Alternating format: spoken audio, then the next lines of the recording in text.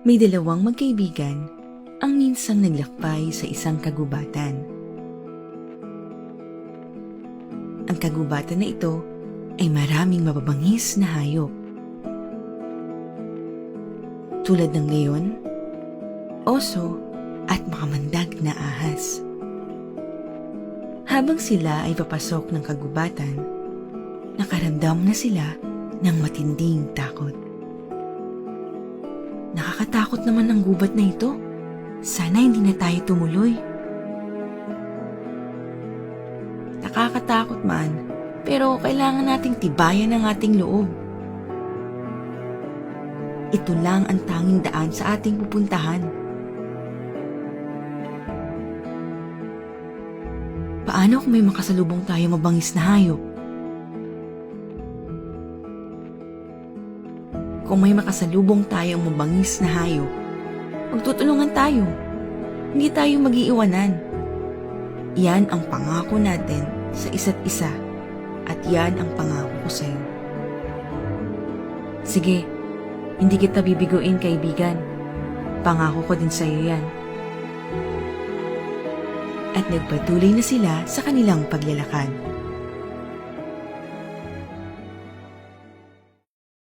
Makalipas ang ilang minutong paglalakad, may nadaanan silang kumakaluskos sa isang damuhan.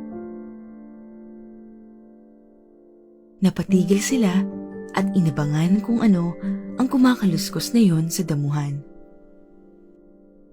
Hanggang may lumabas na isang mabangis at malaking oso.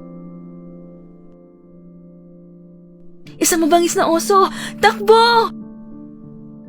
Sigaw ng isa na takot at agad umakyat sa isang puno.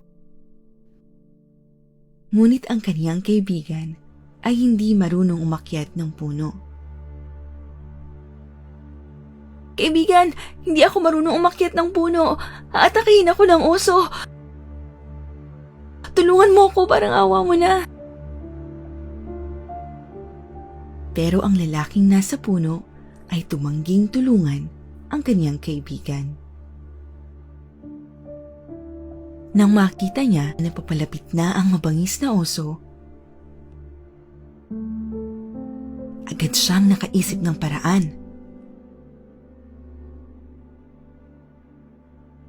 Humiga siya sa damuhan at nagpanggap na patay. Natutunan niya na hindi umaatake ang isang oso sa mga patay na nilalang. Kaya ipinikit niya ang kanyang mga mata at hindi gumalaw.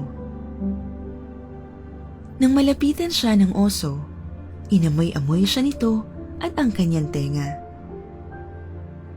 Sa pag-aakalang patay na ang lalaki, umalis na ang oso at nagtungo sa ibang direksyon.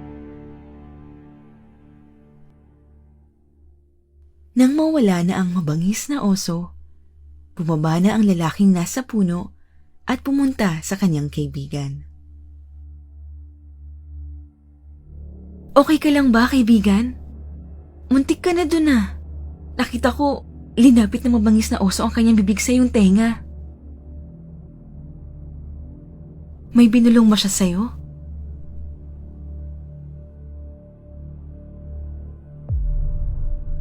Meron, kaibigan.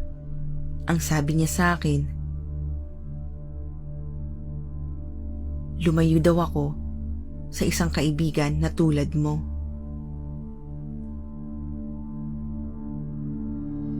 Ang isang tunay na kaibigan ay hindi nangiiwan. Kung may pinagdadaanan kang pagsubok sa buhay.